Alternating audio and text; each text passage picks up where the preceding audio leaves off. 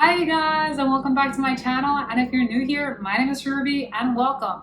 Today I want to talk about how to study when you have keine Motivation, keine Energie to lernen, because it's something that does come up and it happens, and it's something that I myself have experienced quite recently up until now, where I feel like I've gotten back into the groove of my language learning. So today I'm going to share with you guys what I did to get back into it, and just like in general, when you reach these moments, what you can do in order to keep on moving forward in your language learning and not giving up, because don't give up. You've come so far, and obviously if you've embarked on this journey, it's because there's this part of you that sincerely is invested in the process of learning a language and being able to reach that potential that is within each and every one of us.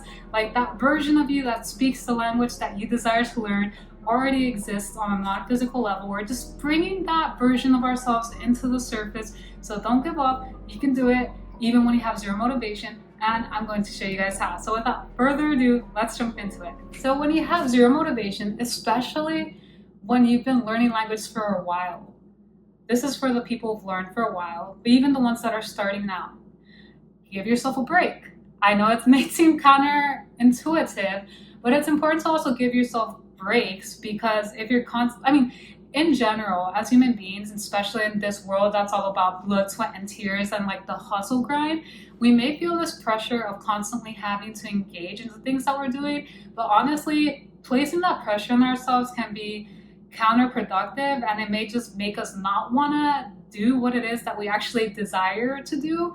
So it's important to give yourself the break. So even if it's just a day or two, or maybe even a week, give yourself some grace. Sometimes it's during that time when our brain is actually able to process so much of what we've been learning, because sometimes we reach points when we feel like we're not learning anything. Like that has definitely happened to me, and I feel like when I've taken those breaks, it's certainly helped me process things that when I go back to and review, I'm like, oh, like I finally got that thing that I was trying to process all along. So give yourself a break. Number two is treat it like rebuilding a new habit. So when we start building a habit, we don't want to place this pressure of ourselves. And this is something that people who are starting their language learning journey can benefit from. But treat it like you're starting to pretty much create a new habit in your life, right? You're not going to just go all in. I mean, some people do, and like, I salute you, because, it's not that easy. Or it is, but sometimes we make it hard on ourselves, right? But the thing is, sometimes if we just go all in, just like go hard, it might come to kick us in the derriere. So it's important that we sometimes take it one step at a time. So instead of trying to study 3 hours every single day, start out small. So maybe you start with just 5 or 10 minutes a day, but you commit to engaging in 5-10 minutes each day, every day. Or maybe you do 10, 15, 20 minutes and you only do it 4 times a week, but commit to actually doing it those 4 times a week. But start by creating that time where you'll allocate that amount of time to dedicate solely for language learning. And when you do that, you'll notice that once you start to get into the groove of it, you'll actually want to start like engaging more in language learning. So you can actually use like a little alarm clock so it rings when your 10, 15 minutes are up. And then you might actually notice like, hey, I'm actually getting in the groove of this. And then you just start increasing your time by allocating more time to your language learning. Now, another thing you can do is change up your study routine. So I got in the habit of mostly reviewing like Anki decks, and honestly, I personally am not the biggest fan of Anki, but I thought like I should try it and engage in it, because it's like bringing up flashcards, so right when I'm about to forget them, and I don't have to be like making physical ones. But I actually enjoy making physical ones more, and I feel like for myself it's better and more, I can't remember the word, but I feel like by writing it out, I just process it better as opposed to making these online flashcards. But of course, that's just me. But anyways, what I'm saying is, if there's a routine that you've gotten into the habit of doing each time you start studying a particular language, change it up. So maybe instead of studying Anki, you read a book and you like write down words you don't know and their sentences, and create your own example sentences in which you use that word in context to see if you're able to understand what that word truly means. Or you look up some random topic generator and produce a particular conversation with regards to, I don't know, environmental science or whatever, and you talk about that and you record yourself, and then you go back and listen and write down, look up and write down any new words that you did not know before, and that's how you start learning more. Or you journal about a particular topic and words you don't know, write it in your mother tongue or in a different language that you also speak, in which you can also actively use that language, and then you go back and look up the meaning of that word in your target language. So there's just so many ways we can go about like studying a language. It's not necessary to always commit to doing the same process over and over, because it can get repetitive and boring, redundant. It's good to change things up, so don't be afraid to experiment with different ways in which you can approach language learning. Another thing you can do is passively engage in your language. So maybe you just watch TV series in your target language, or you listen to music in your target language. Sometimes just passively engaging in it can be helpful. Like, honestly, when I have felt zero motivation, I try to do that, because it's like, okay, at least I've had some contact with the language. I haven't necessarily actively studied it, but at the same time, I have actively made that effort to listen and see what I can actually understand when I listen or watch something. So in the sense, you're not like actively writing or actively reading, but at the same time, yeah, you kind of are, because especially if you have subtitles on in your target language, you're reading in the target language, and you're like pretty much making that connection of the pronunciation with the spelling of a word, which is also active learning in a sense. So if you feel like you don't want to like super actively be like studying grammar, which by the way, I'll get to that right now, then do something like that, in which you're only required to like actively learn a little bit, but most of the time you're kind of passively doing it. And if you don't feel like actively doing that either, that's fine too. But if you're engaging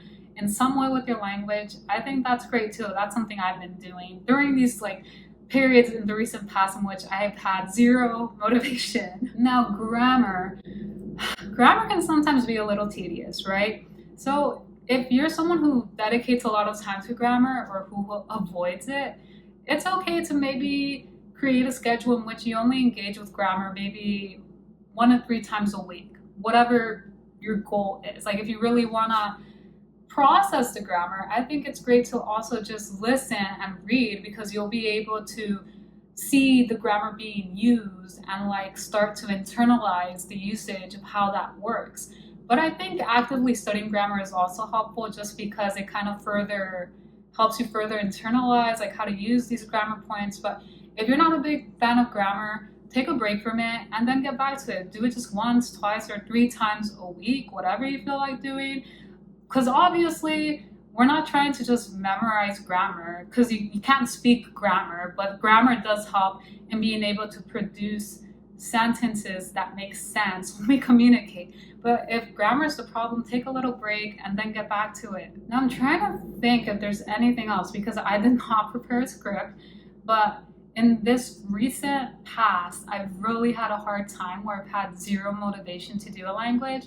So if you're also studying like multiple languages, for example, something I've been recently doing is like, as opposed to doing like 2 languages a day, which I've gotten back into the habit of doing, but like when I have like kind of lost, I just do 1 language a day, or 1 language and then just like passively engage in another one.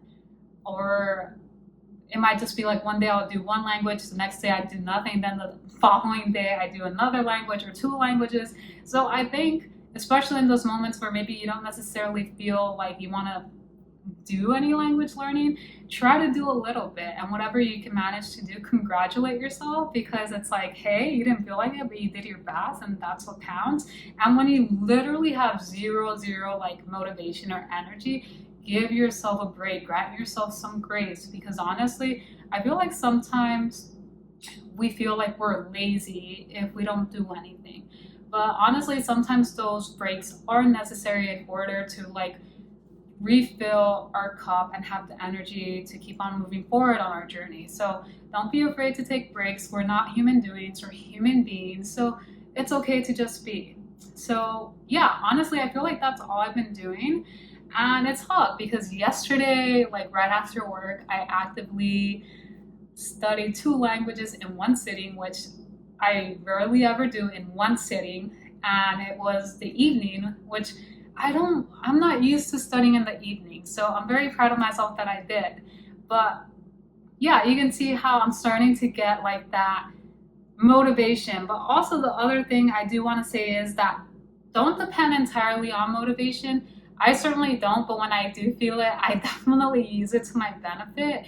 But you should really hold on to your why. Remember why you started, because ultimately that's what's going to keep you going. Because you're not always going to feel motivated to want to do something. But when you remember your reason, when you remember your why, that's what pulls you, that's what keeps you going, because you have that vision, that image of yourself of being able to do whatever it is you aspire to do in your life. So whether that's speaking a language or playing an instrument or having that dream job, you just have to keep on doing it. But like I said, give yourself a break, grant yourself grace, because we all need to rest sometimes, and that's totally okay. So you guys, that's what I've been doing, and I'm happy to share that I'm back on my, like back on my groove, although I am considering putting one language in a pause, because I did mention that I'm going to learn 4 languages this year, but I did also mention that if it felt like too much, I might put a language on pause. So it's something I am considering. And that's another thing. Be flexible with your goals. Know that if you stop doing something, you stop learning a language, it doesn't make you a failure. It just makes you human. Like, you have to prioritize your own well-being and also place boundaries within yourself, because you don't want to overdo it. You don't want to always be burnt out. So it's okay to let go of languages, because the thing is, they'll always be there. So if you don't learn them now, you can always learn them down the line. They'll always be there. And that's the beautiful thing about this journey. So there's no pressure. Just enjoy it. Just have fun, because life's about the journey, not the destination. All right. So I hope you guys enjoyed this video and found value in it. If you did, please don't forget to give this video a thumbs up and to subscribe to my channel for more upcoming videos. Each week is my goal. Things have been hectic, but I will be making more videos. You will see. I'm not going to promise. You will see. So thank you guys so much, and I'll see you in the next one.